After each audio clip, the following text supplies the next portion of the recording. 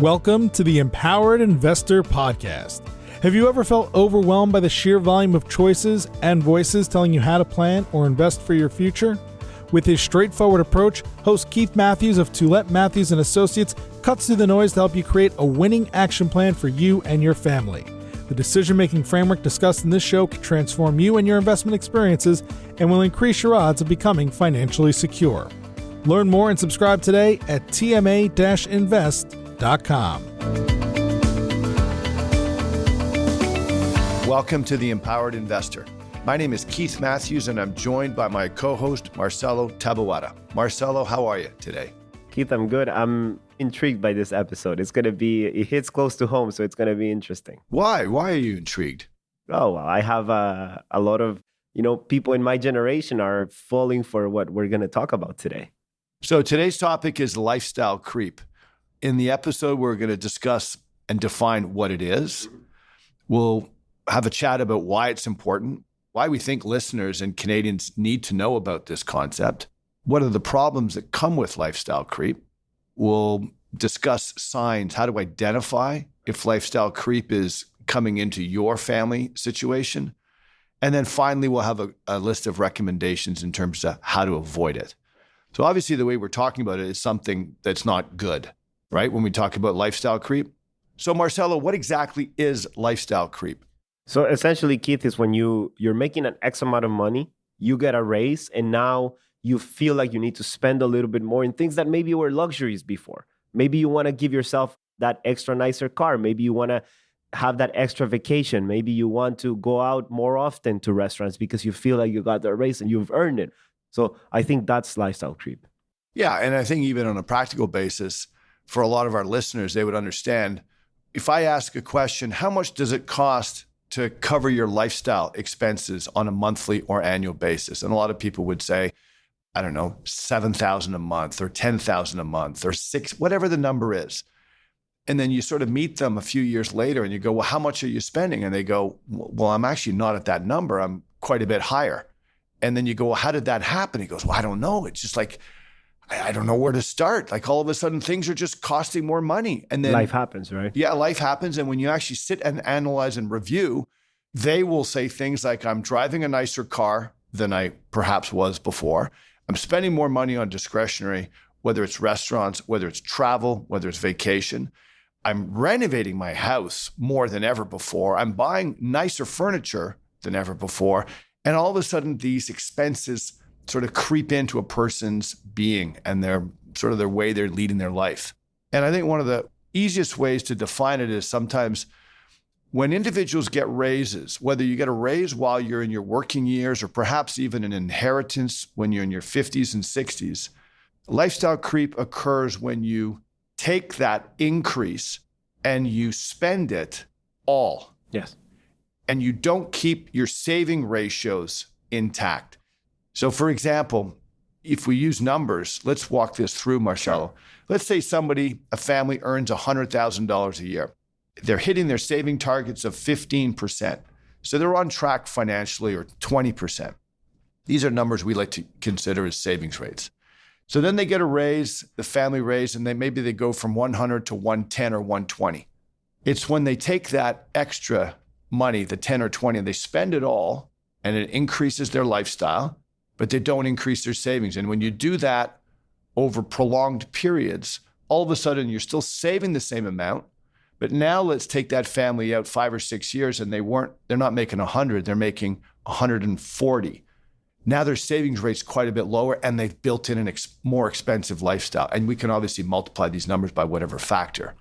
I think the example is fairly simple and very clear. And the big implication there is that when you retire, you don't want to downgrade your lifestyle. So if you get used to a certain lifestyle, but you kept your saving rate the same, then we're getting into trouble now, because you won't say, okay, I'm going to leave the same lifestyle when I retire, but now the money's going to last less because you have maintained your same level of savings for those years and you haven't caught up with what the savings you needed to maintain the lifestyle that you need when you retire. And that's a problem. Yeah. And lifestyle creep applies to all income categories. Oh, 100%. So it's moderate income all the way to super high income. In fact, often super high income individuals have a tendency of saving a certain amount, maximizing their RSP, maximizing their tax-free saving accounts, and feeling that that's enough. Now, that has more to do with them not knowing how much they need to save and spending everything else and building in a pretty expensive lifestyle. All of a sudden, it's just crept right up and they're stuck with it. So you're right. I think the hardest part is as you get closer to retirement is when we start having conversations with individuals and we say, well, what's your burn rate? And then they realize it's higher than it should be. That's a side effect of the creep that's come in. And it's all relative, right? Because if somebody makes, let's say, $2 million versus somebody who makes 100,000, if the person making 2 million is spending $1 million a year just in lifestyle, he will have to save proportionally to that. So I think people sometimes we tend to get the outrage when we see these huge salaries, but they also convey that you need to have a savings rate that's proportional to that level of salary. So that means that person making $2 million has to save enough. So when he retires, his lifestyle maintains the same. I think it's fair to say that everybody wants to maintain their level of lifestyle when they retire. I know I want to, I don't want to downgrade 30, 40%. So therefore I need to save proportionally. So we're talking about problems of lifestyle. Are there any other problems that you can think of? Not really. Any other side effects? Well, I mean, it is a problem because it can create anxiety. It can create the idea that you're not, I like the word creep because it creeps into people's lives and then you don't realize until it becomes a bigger problem. And that can create a lot of anxiety and a lot of stress in a person's life. Well, it creates the anxiety and stress, but it also doesn't allow the person to reach their goal. So if you're a younger person and reaching your goal is enough to buy a home, it's going to take longer to get there. If your goal is to have a sustainable retirement, the creep that comes in your 40s and 50s might actually affect your retirement plans. So these are some pretty big consequences if you don't become aware of lifestyle creep and if you don't address it. I actually think it's akin on the health side to a bit of a chronic illness, even sort of a reverse compounding effect. We talk about compounding being in our financial world, we talk about compounding being the eighth wonder of the world. This extra little incremental gain, and when you allow it to occur over long periods of time, you can get massive gains in growth and wealth. Well, lifestyle creep is almost the reverse of that, but on a negative side. And the behavioral side too, you get worse financial habits. Yeah, 100%. You just spend on the loose, you don't have a plan. So what are some of the signs? How can we help listeners go through identifying whether lifestyle creep is coming into their financial being? So I think luxuries become necessities. Buying lunch every day instead of bringing your own, spending too much on an apartment, cars you can't afford, vacations. I remember, I told you this off mic yesterday. I remember when I was a kid, in my neighborhood, nobody had granite counters. Nobody had super nice hardwood floors. Nobody had super modern kitchens. Only the rich people had that. If I look at my peers and the people who I know that have homes my age, they all have super shiny kitchens, super nice cars, super nice houses. That's the standard now. I think that generationally has changed. Another example I have from my childhood is... Yeah, but hang on. But all these individuals, well, you may know it or you may not, but are all these individuals hitting their saving rates? If they're in the accumulation phase, are they saving that 20% of their income? I do not know that. I mean, it's murky to me, yeah, right? The stats show that they're not. Correct.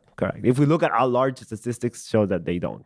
Another example I have from my childhood is back in the day, only rich people, quote unquote, had access to a SUV or a big car, right?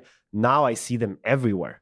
We live in the West Island here in Montreal, Quebec, and I see them everywhere now. You drive through a soccer practice, everybody has an SUV now. So I don't know if it's a generational thing, but I know they are expensive because I've looked at the price, and that's one of the signs that I see. Well, I think lifestyle creep has sort of come through across society in general relative to where things were 20 years ago. 25 years ago, saving rates were much higher, and people would save before they spent on discretionary items. And I think that the times have unfortunately changed on that front, and people are much more comfortable, perhaps overspending and allowing the creep to come in to the detriment of their financial future. So I think those that can become aware of that earlier will increase the odds of not allowing it to affect their families. Yeah. Well, I speak to my some of my friends' parents, and they say something interesting that back in the day, 80s, 90s, people used to do renovations. I don't know if you saw this when you were like doing your house, but people used to do projects in their house or buy things when they saved and had the money. Now, what I see is the opposite of that, is people do kitchens on a home equity line of credit. People take vacations on debt. People buy cars financed. And I think that's the access to credit has changed this a little bit as well. Well, access to credit, and we haven't had severe recessions and severe financial, really tough economic situation. The last one was in 91, right? Well, the last hard recession would have been, like hard recession where you have 11, 12% unemployment would have been around 91. Yeah, I think that changes people's mentality as well. So another one, Keith, is indiscriminate spending. So not thinking twice about what you spent. Swipe, swipe, swipe. When you go, right, you don't think twice. The other sign is not wanting to take a step back and look at your financial house and build a plan. And like you said before, save before, spend less. It's more of this attitude, I'll spend whatever I want, and then whatever's left, I'll save. I think that's one of the signs. Yeah, so those are 3 good signs to help individuals identify whether they're succumbing to lifestyle creep. I'll add one more. For those who receive inheritances, sometimes we've seen scenarios where an individual says, I'm going to receive an inheritance of X, and I'm pretty confident that I'm going to put X away into my retirement plan. It'll be there for the long term. And you fast forward, and when that event does happen, and when they do inherit, often the money that then is saved isn't the same amount that was expected. And you ask, well, where did the gap go? How come there's a gap? And then you'll find out, well, extensive renovations in home, new car, more travel. And all of a sudden, what's really going in the long-term savings is 30% of what was initially found. So there's another example of lifestyle. And that doesn't happen to the younger individuals. It tends to happen in individuals between 50 and 65. Interesting. Yeah. So there's many different forms of this creep that come in. And so let's switch and discuss how one avoids lifestyle creep. Yeah, I think there's a few points. So I think the first one is make a budget, sit down, make a plan, know exactly where your money's going. Like one of the things I say to my clients, and when my friends and peers ask me for advice, I'm not a big fan of the super detailed budgets. I'm more like a macro type of person. Like I like to know like macro where the dollars are going, but you got to know where the money's going. Otherwise, you won't be able to have a plan. And I think one that we didn't add here that I think it's huge is the partner you choose has to have the same values, the money values that you have, because that's key when you're sitting down, making a budget and agreeing on big ticket items. So I think that's one of the things that I've experienced in my marriage is like, we may have a lot of disagreements, but Alex and I have the same money values. So I think that's been huge for me, at least. You're absolutely right. This reminds me of the episode we did on couples and money. 100%. One of the things that has to occur is as your finances increase, income increases, you have to find a way to not get in the trap of spending it. You have to find a way to save and keep the savings rates up. They're saving rates, the percentages of how much you make and how much you put away. And I think that's absolutely critical. I've often told individuals that, this is for the younger generation. They finish university, they go out and start working. I tell them, live like a student still for the next 5 years. Don't go out and spend all your money, because all you're going to do is start creating bad financial habits. And that concept can go sort of all the way through life, which is just make sure you live within your means. And living within the means essentially means you've got to get your savings rates away, and then you can enjoy the money that's left over, of course. What else? Well, do not make big life changes. If you get the increase, do not jump into a higher lifestyle all at once. Like think about it like if it's going to add more happiness to your life. I think the issue that I'm seeing now with a lot of people in my generation is they are saying things like they're frustrated about the housing situation. So it's almost like this attitude of defeat and saying, because I can't afford a house, I'm just going to blow all my money. And I'm seeing people renting like apartments downtown for $2,500, $3,000. Whereas the opposite should be the case. They should be maybe finding cheaper rents, trying to save a bit more, and having access to the housing market later on if they really wanted to have a plan. But again, I don't want to sound preachy, but I remember when we bought a house with Alex, this is just from personal experience, we rented an apartment that was cheaper, like maybe farther from the city center, that allowed us to have a very good down payment. It took us 4 or 5 years to do that, but we had a plan to do that. And I'm finding that a lot of people feel like I won't be able to have a house, so I'm just going to live the big life and forget about the savings and forget about the spending. And they have good jobs, right? And it's just like they're living a life that it's not conducive of saving and preparing for retirement because they feel like I have the job, I have the title, I deserve it. And that's a problem. Well, but you're specifically speaking to the younger generation that's still trying to maybe enter the housing market. And and in the last 4 years, of course, that has just become a major challenge. But that is a completely sort of different topic. There's one extra thing that I think is very relevant, which is happiness doesn't necessarily increase as individuals have more stuff. All the research is pretty clear about once you have a certain amount of income and you've been able to maintain a certain lifestyle, as your income increases or as your stuff increases, it doesn't bring you extra happiness. So I think becoming relevant to that and understanding that is critical to the sort of the lifestyle creep, and then sort of being able to hold the line. So what about this idea of have friends with similar goals? You mentioned have a wife or spouse with similar goals. Expand that a little bit. You shared with me yesterday a great quote. Yeah. Go over the quote, because I think it is very telling. Yeah, well, Nassim Taleb, the author of The Black Swan and Fooled by Randomness, a very famous author, he had a great quote that I think just exemplifies the lifestyle creep. He said, "The fastest way to become poor is to hang out with rich people, and the fastest way to become rich is to hang out with poor people."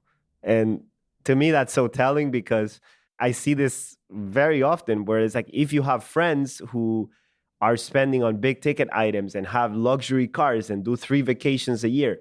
Again, I don't want to sound preachy, but it's just human nature, right? Like you're going to want to keep up. If your friends hang out at restaurants that cost $400 a night, then you're going to be enticed to like keep up with that. Whereas the opposite is true as well. If you have friends who have similar values that maybe they don't take vacations that cost $15,000, but they go camping, just to use a very basic example, then that's going to be a very different financial situation. So my takeaway from you is find the right spouse. Yes. And find the right friends. Yes. And who share the same financial values. Correct. Nice.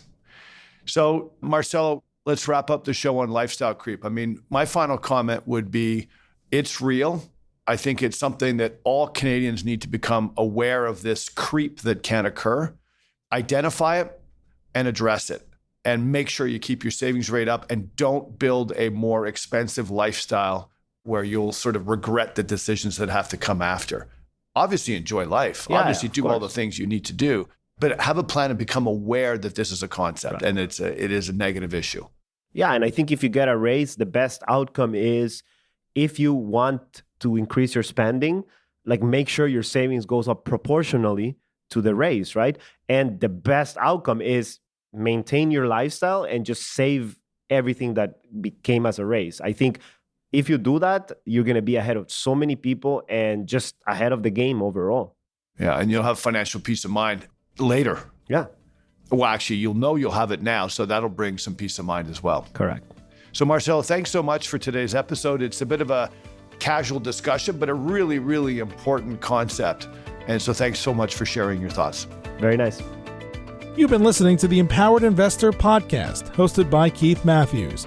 Please visit tma-invest.com to subscribe to this podcast, learn more about how his firm helps Canadian investors, or to request a complimentary copy of The Empowered Investor. Investments and investing strategies should be evaluated based on your own objectives. Listeners of this podcast should use their best judgment and consult a financial expert prior to making any investment decisions based on the information found in this podcast.